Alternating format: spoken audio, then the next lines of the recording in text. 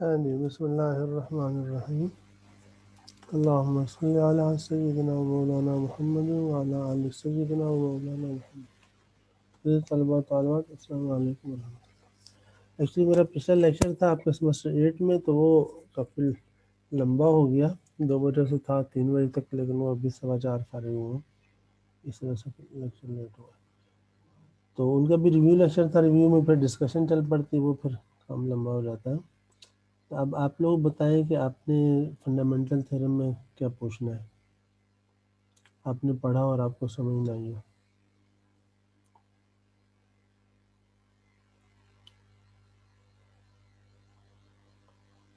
हाँ जी, आप लोगों ने सुना ही नहीं होगा लेक्चर, और इसलिए आप पूछ भी नहीं सकते, ऐसे ही है।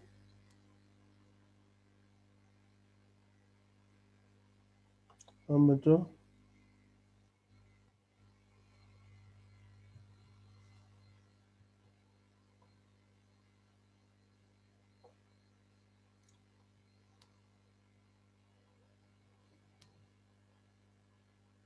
अच्छा ये रिव्यू लेक्चर है, आप लोगों को पहले सुना होना चाहिए। आप अपने प्रॉब्लम डिस्कस करें, आप वैसे ही आ जाते हैं, इसका फ़ायदा क्या हुआ?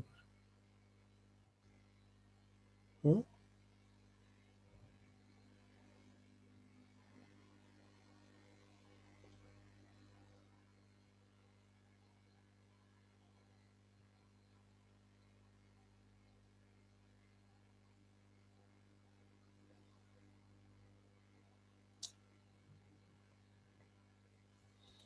अच्छा चलिए, मैं ब्रीफली थोड़ा सा रिवाइज कर देता हूँ इसको। Fundamental theorem of calculus. Fundamental theorem of calculus जो है, ये एक ख़ास किस्म के फंक्शन के गिर्द घूमती है।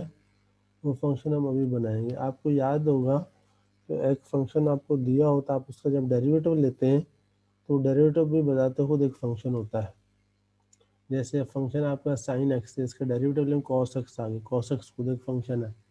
तो ये डेरिवेटिव से आप नया फंक्शन बना रहे हैं, तो ये अलग एक ख़ास तरीके से, और हम उस ख़ास तरीके से जो फंक्शन बनाया हम उसे डेरिवेटिव फंक्शन कहते हैं। इसी तरह से जब हम एक फंक्शन को इंटीग्रेट करते हैं तो इंटीग्रल वैसे तो ओवर सम फिक्स इंटरवल हम लेते हैं। जब ए और बी इंटरवल कांस्टेंट होता है तो उस वक्त तो जो इंटीग्रल है उसकी वैल्यू एक नंबर होता है। लेकिन अगर हम उस इंटीग्रल की एक लिमिट को वेरिएबल कर दें, है ना, पर अपनी मर्जी से उसे वेरिएबल रख दें, वो कोई भी लिमिट हो सकती है। तो जब आप इंटीग्रेट करते हैं तो चूंकि इंटीग्रल में वो लिमिट्स इन्वॉल्व होती हैं, तो जिसकी वजह से वो आपका जो इंटीग्रल की वैल्यू है वो वेरिएबल हो जाती है, यानी वो उस वेरिएबल लिमिट की शक्ल में चूँकि लिखी जाएगी, इसलिए वो उस वेरिएबल का फंक्शन बन जाती है। तो इस तरह से हम इंटीग्रेशन की हेल्प से एक फंक्शन भी डिफाइन कर सकते हैं। मैथमेटिकली आप इसे ऐसे समझ लें, मेरे पास अगर कोई फंक्शन एफ था और मैं उसे ए से ऊपर बी तक वैसे करते, बी इसका इंटरवल का दूसरा एंड होता है ना, अगर ये मैं बी की जगह एक्स लगा दूँ, यानी ये वेरिएबल है, ये कोई भी एक्स हो सकता है, तो ये जो इंटीग्रल की वैल्यू आएगी वो फंक्शन ऑफ एक्स बनेगी। अगर मैं एक्स को एक वैल्यू दूंगा तो इसकी वैल्यू एक आ जाएगी, एक्स को दूसरी वैल्यू देंगे तो दूसरी वैल्यू हो जाएगी। यानी इस इंटीग्रल की वैल्यू इस अपर लिमिट पर डिपेंड करेगी, जिसकी वजह से हम कह सकते हैं ये जो राइट हैंड साइड एक्सप्रेशन है, this is some function of x. ठीक है, और हम इसका नाम यहाँ पर जी ऑफ एक्स रख रहे हैं। ये मेरे को फंक्शन एफ दिया हुआ था, उसकी ज़ाहिर है ए से ऑनवर्ड उसकी डोमेन है, और एक्स को आप जो भी वेरी करेंगे तो आप उसे एफ की डोमेन के अंदर ही वेरी करेंगे। मतलब एफ की डोमेन अगर ए से बी तक का है तो आपका जो एक्स होगा ये हमेशा ए बी के दरमियान रहेगा, ए से बड़ा होगा, बी से छोटा रहेगा, या बी तक जाएगा।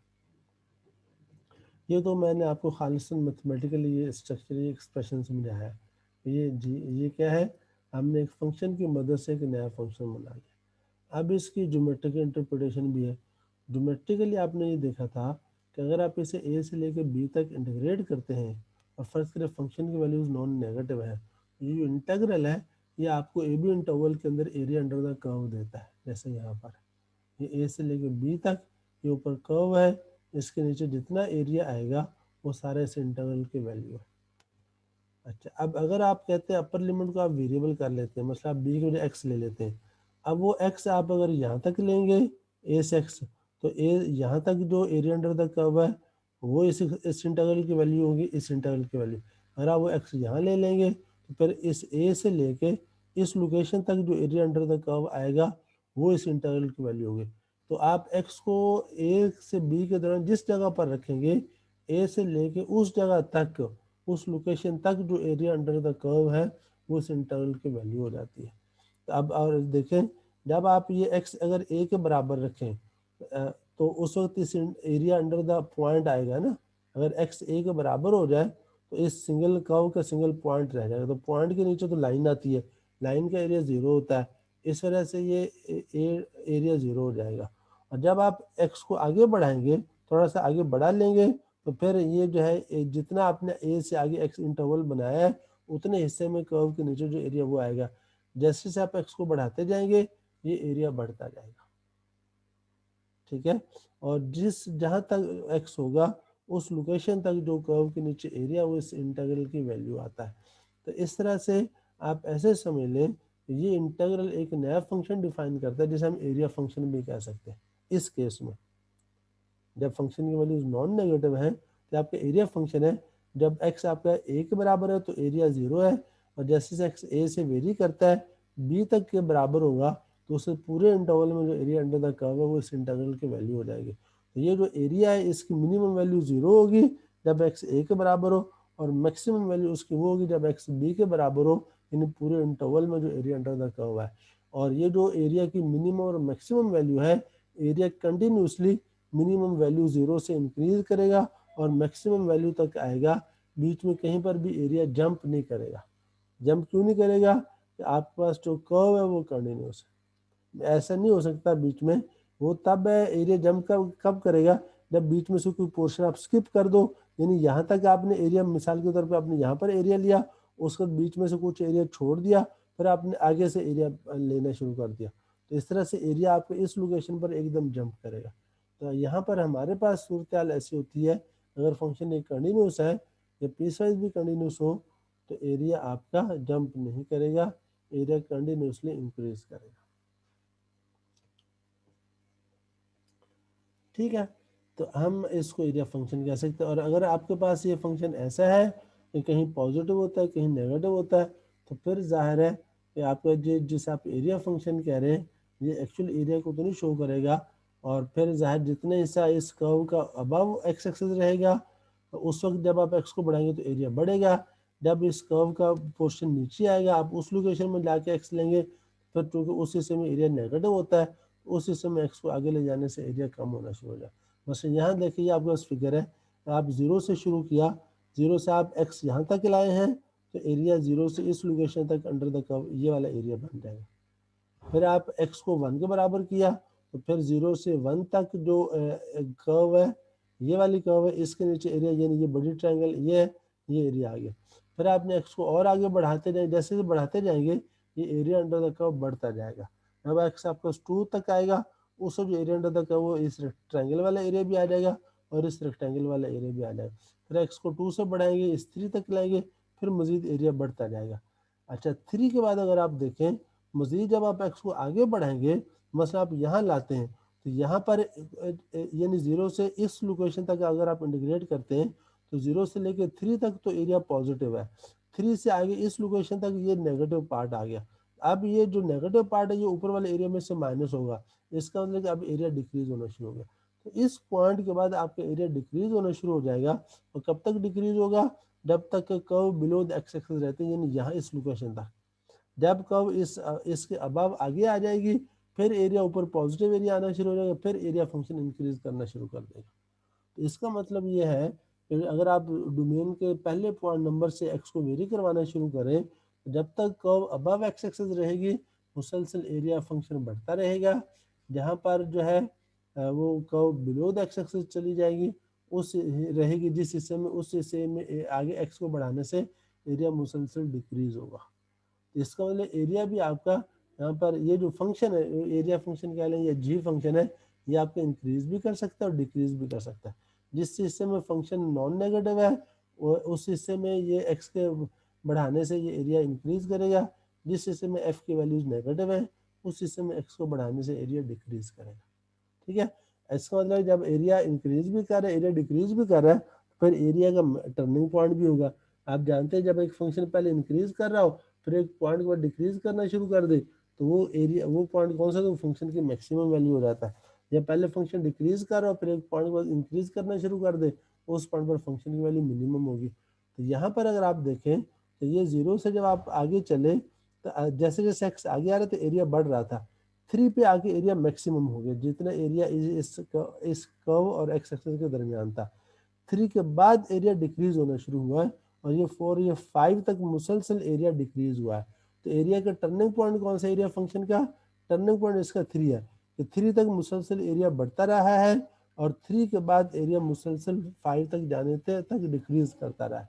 तो इट मीन्स कि एरिया फंक्शन की मैक्सिमम वैल्यू इस लोकेशन पर 3 पर होगी। तो इस तरह से आप ये देखें कि आपने इस ग्राफ को देख के इस फंक्शन की मैक्सिमम और मिनिमम वैल्यू को भी ग्राफिकली पहचान लिया। तो ये कहाँ पर, अब मसलन यहाँ पर ये अब 3 से 5 तक आप गए तो एरिया मुसलसल डिक्रीज होता रहा। अगर फर्ज करिए कहो यहाँ से मजीद आगे जाती, अब यहाँ 5 तक एरिया मुसलसल डिक्रीज कर रहा था, 5 के बाद अब एरिया बढ़ना शुरू हो गया। इसका मतलब कि 5 पर जो है एरिया फंक्शन की लोकल मिनिमम वैल्यू, क्योंकि 5 से पहले फंक्शन डिक्रीज कर रहा था, 5 के बाद इंक्रीज कर रहा है। आप जानते हैं जब एक पॉइंट से पहले डिक्रीज करो फिर इंक्रीज करे तो वहां पर फंक्शन की वैल्यू लोकली मिनिमम होती है, और अगर पहले इंक्रीज करे बाद में डिक्रीज करे तो वहाँ फंक्शन की वैल्यू लोकल मैक्सिमम होती है। तो ये जो अगर मैं इस ग्राफ को थोड़ा सा एक्सटेंड कर दूं आगे तो इस ग्राफ में देखें तो 3 पर इस एरिया फंक्शन की वैल्यू मैक्सिमम है, 4 पर इस एरिया फंक्शन की वैल्यू मिनिमम है। तो यूँ ग्राफिकली आप इस फंक्शन का बिहेवियर, इसका इंक्रीजिंग होना डिक्रीजिंग होना, इसके टर्निंग पॉइंट्स आप ग्राफ को देख के पहचान सकते हैं। ठीक है, तो मैंने बहुत सारी बातें जो इसने आगे जाके बतानी है वो मैंने आपको एडवांस में बता दी।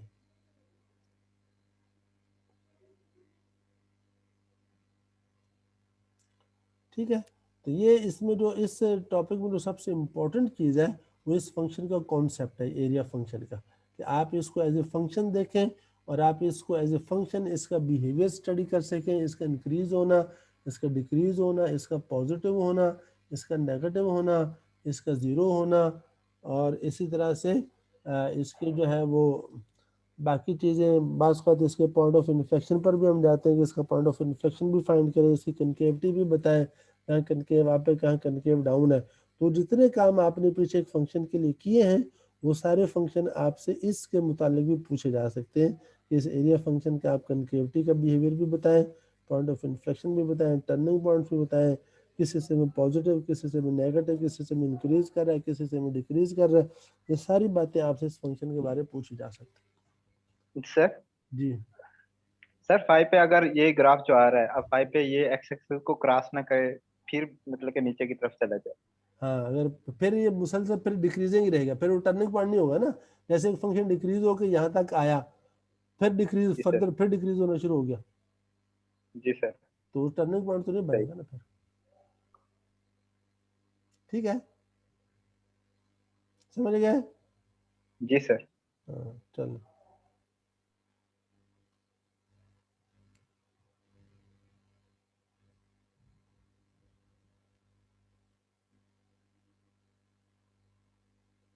अच्छा जी, अब हम चलते हैं इस एग्जाम्पल पर। एग्जाम्पल अब आप ये सारे खुद कर लेंगे, आपने लेक्चर सुना हुआ होगा। एफ आपका फंक्शन है जिसका ग्राफ यहाँ दिखाया हुआ है, फिगर 2 वाला फंक्शन है ना। आप जी जीरो पर फंक्शन की वैल्यू एक्स की जगह जीरो लगा दें, और ए तो आपका पहले जीरो है, यानी जीरो से जीरो तक जी ऑफ एक्स है ना ये, इसका ए जीरो है, जीरो से ग्राफ शुरू हो रहा है, ए इसका जीरो है और अपर लिमिट एक्स है। ये फंक्शन है। अब आप उनको इसकी जीरो पर वैल्यू बताए तो आप इस एक्स का जीरो रख दें। जब यहाँ जीरो रखेंगे तो इंटीग्रल भी जीरो से जीरो होगा, जब दोनों लिमिट सेम हो तो इंटीग्रल जीरो होता है, जैसे जी ऑफ जीरो आपको जीरो हो जाएगा। तो ये देख लें। ठीक है, फिर वो कहते हैं आप जी की वैल्यू वन पर फाइंड करें, जी ऑफ वन, तो आप अपर लिमिट एक्स का वन लगा दें, तो आप जीरो से वन इसे इंटीग्रेट कर लें। अब जीरो से वन इंटीग्रेट करने का मतलब ये है कि ग्राफ को देख इंटीग्रेट करना है ना। ग्राफ को देख इंटीग्रेट करने का मतलब जीरो से वन के दरमियान एरिया अंडर द कर्व ले लें। तो जीरो से वन के दरमियान ये राइट ट्रायंगल बन रही है, इसके नीचे जो एरिया होगा वो half into base into height हो जाएगा। तो हाफ इंटू बेस इसकी वन है और हाइट इसकी टू है, तो ये वन आ जाएगा एरिया। तो ये देखिए ये वन आ गया। तो जी वन पर इसकी वैल्यू वन है। और G1 पर वैल्यू 1 का मतलब ये कि 0 से लेकर 1 तक एरिया अंडर द कर्व, क्योंकि 0 से 1 आपने इंटीग्रल की वैल्यू लेनी है ना। अब आपने G(2) की बात कर रहा है, G(2) का मतलब ये है कि area under the curve from 0 to 2। तो आप यानी 0 से 2 तक आपने इसका इंटीग्रल फाइंड किया, और इंटीग्रल का मतलब एरिया अंडर द कर्व है। तो एरिया इसका प्लस इस रेक्टेंगल का एरिया, इसके एरिया पहले 1 बना चुके हैं, इसकी विड्थ 1 है, हाइट इसकी 2 है, रेक्टेंगल है, इसका एरिया 2 आएगा, 2 + 1 3, तो G(2) आपका 3 हो गया। ये देख लें, G(2) 0 से 2 तक करना था, 0 से 1 उसने अलग कर दिया, 1 से 2 अलग कर दिया। 0 से 1 तक एरिया अंडर द ट्राइंगल है वो 1 आ गया, 1 से 2 तक एरिया वो फ्लैट पोर्शन के नीचे था वो रेक्टेंगल है, वो इसका 2 आ गया, तो ऐड किया 3 आ गया। ये देखिए उसने ग्राफिकली भी शो किया। G(1) का मतलब ये है एरिया 0 से लेकर 1 तक area under the curve. G(2) का मतलब क्या है, area under the curve from 0 to 2। G(3) का मतलब area under the curve from 0 to 3। ये हिस्सा आगे, फिर उसने ये वाला हिस्सा लिया, इस हिस्से को उसने एस्टिमेट करके 1.3 लिया। ठीक है, ये एस्टिमेटेड एरिया। उसके बाद यहाँ पर एरिया आपका नेगेटिव हो गया। अब G(4) लेंगे तो यहाँ तक, अब ये जो एरिया इतने पोर्शन वाला है इसे आप एस्टिमेट कर लें, वो जितना 3 तक आया था उसमें से इसे माइनस करेंगे, इसलिए G(3) 4.3 था, ये एरिया उसने ये तकरीबन उतना ही जितना ये वाला है ना, तो 1.3 उसने माइनस कर दिया, इसको अप्रोक्सीमेटली 3 आ गया। फिर 1.3 उसने और माइनस किया, चूंकि अगला पोर्शन भी इससे मिलता जुलता है, तो ये 5 पर जाके ये फिर 1.7 हो गया। इस तरह से उसने आपको ग्राफिकली भी ये शो कर दिया है और यहाँ मैथमेटिकली भी उसने शो कर दिया। ठीक है,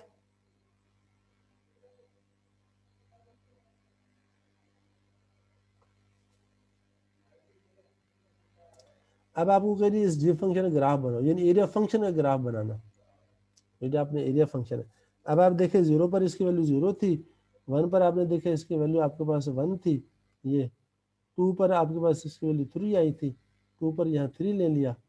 ठीक है, 3 पर आपके पास इसकी वैल्यू मैक्सिमम थी, वो 4 पॉइंट समथिंग थी, 4 पर आपके पास वैल्यू उसकी यहाँ आ गई थी तकरीबन 3, और 5 पर ये थी। ये देखिए उसका ग्राफ भी बन गया 1.7 है। इसको लिए देखिए 3 पे आपका टर्निंग पॉइंट आ रहा है। एरिया क्या था, जैसे आपका एक्स बढ़ रहा है एरिया मुसलसल बढ़ रहा था, और ये देखिए 0 से 3 तक ये वही पोर्शन है जहाँ फंक्शन आपका अबव एक्सेस है, यानी फंक्शन वैल्यूज नॉन नेगेटिव थी, इस हिस्से में एरिया मुसलसल बढ़ रहा है। 3 के बाद वो नेगेटिव हुआ था तो एरिया डिक्रीज होना शुरू हो गया, और 5 तक मुसलसल चूंकि नेगेटिव रहा है इसलिए 5 तक मुसलसल एरिया आपका डिक्रीज होता रहा यहाँ तक। ठीक है, कोई बात पूछना हो तो पूछ सकते हैं।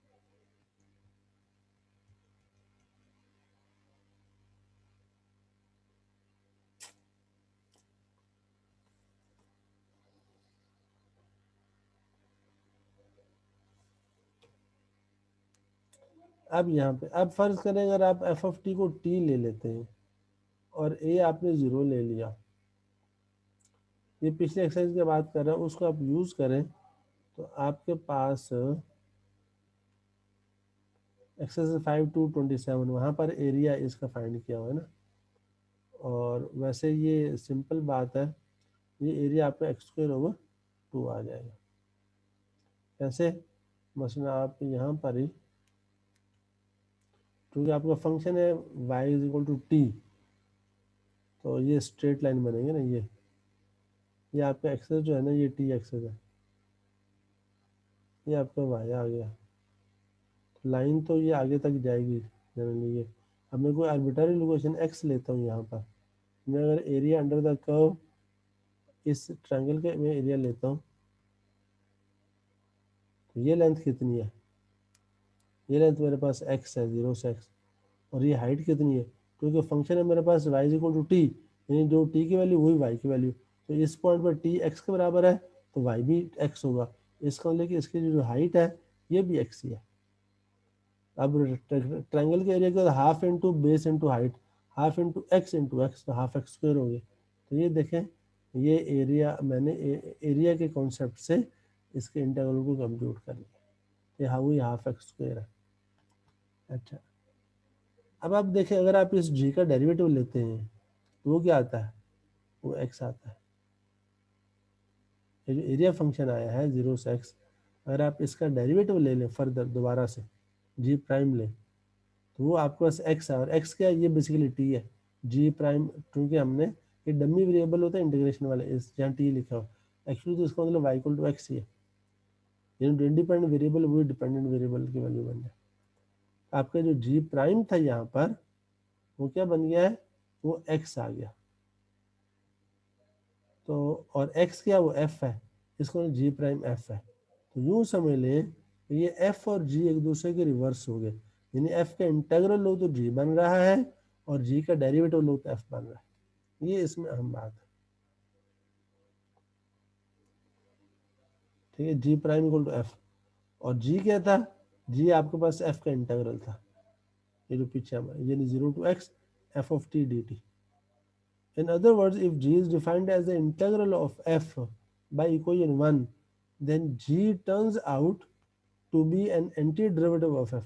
एंटीडोट आप जानते हैं, एंटीडोट वो था जिसका डेरिवेटिव इस तरह से आपके पास अगर g जो है वो f का इंटीग्रल है, सॉरी हाँ, अगर g जो है वो f का इंटीग्रल है, g is defined as the integral of f, तो फिर g जो है f का एंटी डेरिवेटिव बन गया, यानी अगर f g का डेरिवेटिव है तो g f का एंटी डेरिवेटिव या g f का इंटीग्रल है।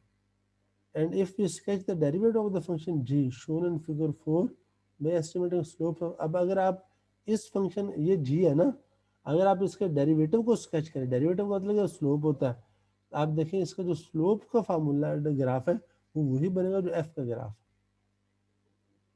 और ये f ये पीछे वाला, यानी ये वाला बनेगा।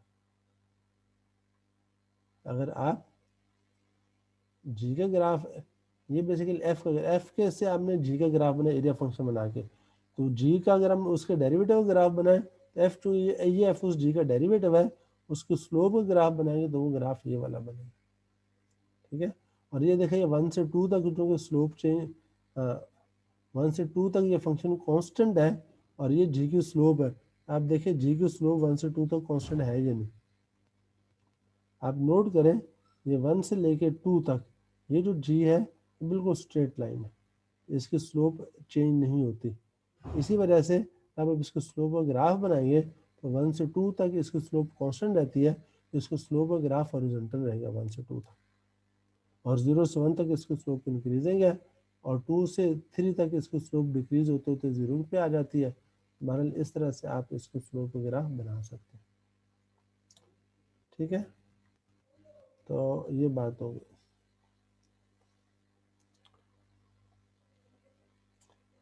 अच्छा जी, so we suspect that g prime is equal to f in example 1 2. To see why this might be generally true, we consider any continuous function f with f non-negative, then g can be interpreted as the area under the graph of f from a to x as in figure 1। ये बात है। अच्छा, अब ये तो बात हो गई कि ये एरिया आपके पास जो g है फिगर 1 वो आ गया, ठीक है। In order to compute g prime from the definition of a derivative, we first observe that, अब वो आपको ग्राफिकली बताना चाह रहा है, अगर आपके पास ये एफ का ग्राफ है और एफ का integral area under this curve आता है, अब हम यहाँ पर जो जी है वो हमारा एरिया फंक्शन है, मसलन आपने ए से लेके एक्स तक जी की जो वैल्यू ली वो एरिया ए से लेके एक्स के दरमियान जाता है वो आएगा।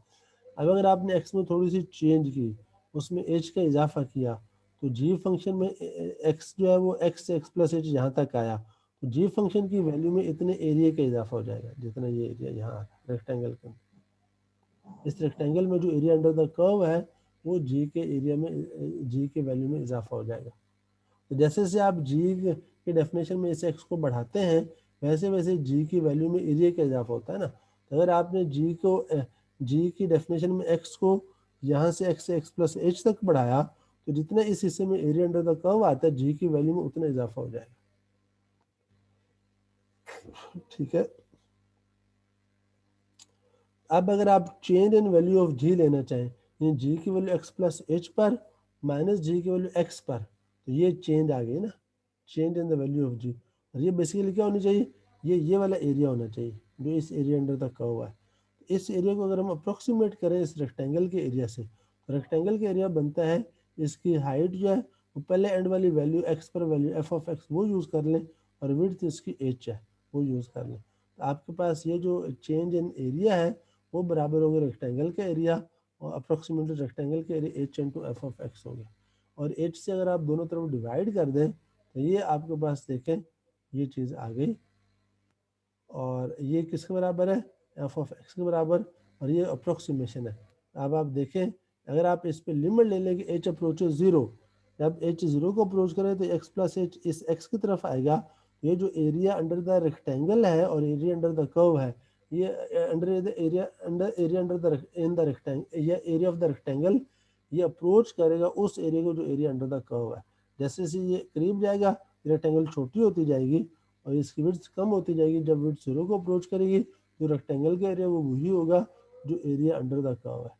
इस वजह से जब आप इस पे लिमिट लेंगे लेफ्ट हैंड साइड पर की लिमिट एच अप्रोचेज जीरो, यानी रेक्टेंगल की विड्थ अप्रोचेज जीरो, उस वक्त ये जो लेफ्ट साइड वाला एक्सप्रेशन है ये एग्जैक्टली एफ ऑफ एक्स के बराबर हो जाएगा।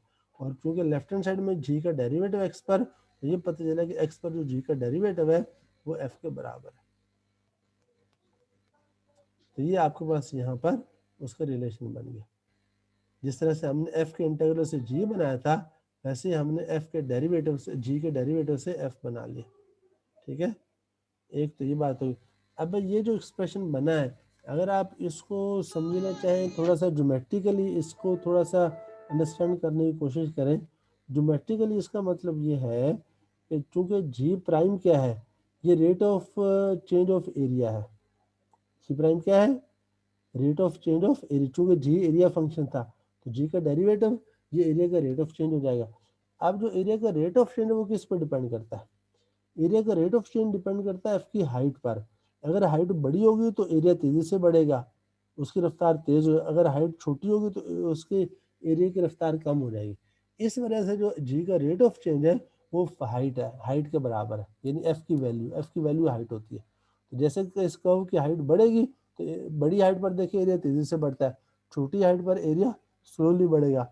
इसका मतलब कि बड़े एफ के लिए जो जैसे आप एक्स को बढ़ाएंगे, जहाँ एफ की वैल्यूज बड़ी है वह एक्स के बढ़ाने से एरिया तेजी से बढ़ेगा, जहाँ एफ की वैल्यूज छोटी है वह एक्स को बढ़ाने से एरिया स्लोली बढ़ेगा। इसका मतलब कि एरिया की जो बढ़ने की रफ्तार है वो एफ की वैल्यूज पे डिपेंड करती है, वैल्यूज के बराबर होगी। इस वजह से भी आप देखें आपको जो जी प्राइम है वो एफ के बराबर बनता है।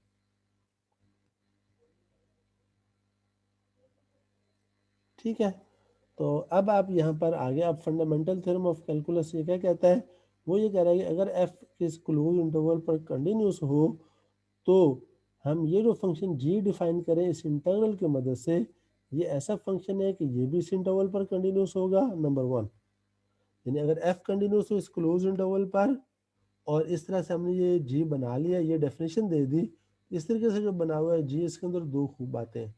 एक तो ये कि ये कंटिन्यूस है भी क्लोज इंटरवल पर, दूसरी बात ये इनसे बनने वाले ओपन इंटरवल पर डिफरेंशिएबल है, और तीसरी बात अगर आप इस जी का डेरिवेटिव लेंगे तो वो एफ बनेगा। ठीक है, तो ये आपके पास फंडामेंटल थ्योरम ऑफ कैलकुलस आ गई पार्ट वन। यानी इसने क्या किया है, एक फंक्शन एफ लिया, उसके एक पैरेलल दूसरा फंक्शन बना दिया है जिसमें एफ के इंटीग्रल से जी बनता है और जी के डेरिवेटिव से एफ बनता है। तो एक तरह से उसने आपको ये एस्टेब्लिश कर दिया ये इंटीग्रल इस तरीके से इंटीग्रेट करना ए से एक्स, और या एक्स के लिहाज से डेरिवेटिव लेना, ये एक दूसरे के रिवर्स इनवर्स प्रोसेसेस है। ये दूसरे के आप इसे यूं भी कह सकते हैं, मैं इस इक्वेशन को दोनों तरफ डी और डी एक्स अप्लाई कर दूं, इधर इधर जो डी और डी एक्स लगाना जी पे प्राइम आ जाएगा, इधर जो डी और डी एक्स इस इंटीग्रल को खत्म कर देगा और पीछे एफ की वैल्यू इस एक्स पर बच जाएगी, एफ ऑफ एक्स बच जाएगी, ये इस तरह से। तो ये पता चल गया कि इंटीग्रल और इंटीग्रेशन का ऑपरेटर और डेरिवेटिव ऑपरेटर एक दूसरे के इनवर्सेस है, एक दूसरे को काउंटर करते हैं, खत्म करते हैं। ठीक है, अब नीचे इसका प्रूफ है, प्रूफ आपने खुद करना है। ये जितना मैंने आपको समझाया है इसकी मदद से आप ये प्रूफ खुद कर सकते हैं। और ऐसे प्रूफ आप ये प्रूफ बल्कि मैंने आपके सीनियर्स को भी असाइनमेंट दी थी, ये प्रूफ आपके लिए असाइनमेंट है। आपने इस प्रूफ को करना है और इसे आपने सबमिट करवाना है। इसके आपने इसे समझाना है कि ये कैसे बना है, बल्कि आप इसके वीडियो लेक्चर बनाएंगे इस प्रूफ, और वो व्हाट्सएप पे शेयर करेंगे, हर एक अपने कब तक सर? इसको समझाएगा। ठीक है, सर कब तक? मंडे। Okay sir. आपका मंडे को टेस्ट भी है ना? मंडे नहीं sir, sir Tuesday. Tuesday Tuesday नहीं कहा, ट्यूसडे का था। अच्छा चलो ठीक है, टेस्ट ट्यूसडे को होगा, और ये वीडियो लेक्चर कब देंगे फिर? वेडनेसडे को सर। वेडनेसडे को, चलो ठीक है, यस सर। ठीक है वेडनेसडे। अच्छा, अब आप इस थ्योरम की एप्लीकेशंस हैं, फैसल बशीर अब आ रहा है, ये ऊपर वाले जो एग्जांपल्स है ना,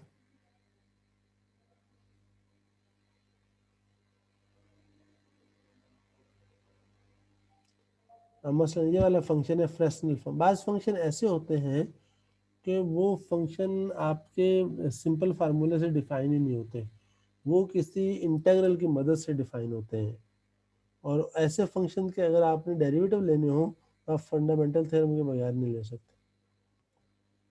अच्छा खैर, यहाँ पर उसने आपको ये प्रूफ कुछ मुकम्मल हो गया, ये चीज़ आ गई। अब ये एग्जांपल है, ये एक फंक्शन है जी है, वो कहते हैं इसका डेरिवेटिव फाइंड करो, एफ ऑफ टी 1+t² हो गया, जो जी का प्राइम है वो एफ ऑफ एक्स हो जाएगा, जहाँ जहाँ टी है वहाँ वहाँ एक्स लगा दें। तो ये देखिए उसने फंडामेंटल थ्योरम पार्ट 1 लगा के डायरेक्ट डेरिवेटिव ले लिया यहाँ से। जैसे एग्जाम्पल 3 है, इसमें फ्रेस्नेल फंक्शन है, ये डिफाइन इंटीग्रल की मदद से होता है।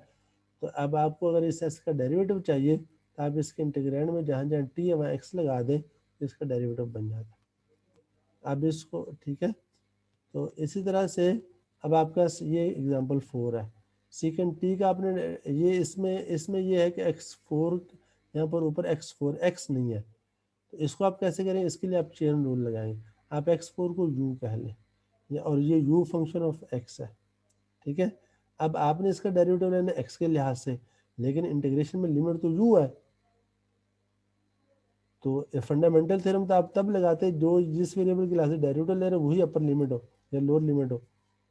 तो इसका मतलब ये है कि आप u फंक्शन ऑफ x है, तो आप ऐसा करें, इस एक्सप्रेशन का ले function with respect to u, और फिर u का फंक्शन ले विद रिस्पेक्ट टू x, इस पे चेन रूल लगाएंगे।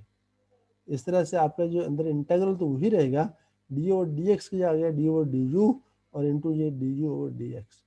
अब आप इसका जब u के लिए डेरिवेटिव लेंगे वो सीकेंट u आएगा, ये t की जगह अपर लिमिट u लगेगी, सीकेंट u ये आ गया, और डी यू और डी एक्स यहाँ से ले u इज x4, तो डी यू और डी एक्स 4x³ आ जाएगा। उसके बाद फिर वापस u की जगह वापस x4 लगा दें, ये सीकेंट x4 और 4x³ बन गया। दूसरे लफ्ज़ों में अगर आप यहाँ से डायरेक्ट करना चाहें इससे, तो डायरेक्ट ये यूं बन रहा है, जो इंटीग्रैंड है इसमें t की जगह आप ये लिमिट x4 ही लगा दें, और साथ इस x4 का डेरिवेटिव से मल्टीप्लाई कर दें। अगर डायरेक्ट करें, एक ये सब्स्टिट्यूशन करें ये u, और इस तरीके से करें, और एक डायरेक्ट करें। डायरेक्ट करने का तरीका है, अपर लिमिट जो भी फंक्शन ऑफ x है, यहाँ इस इंटीग्रेशन वाले वेरिएबल की जगह वो सारा एक्सप्रेशन वैसे डाल दें, और मल्टीप्लाई उस ऊपर जो लिमिट है उसका x के लिहाज से डेरिवेटिव उससे मल्टीप्लाई कर दें।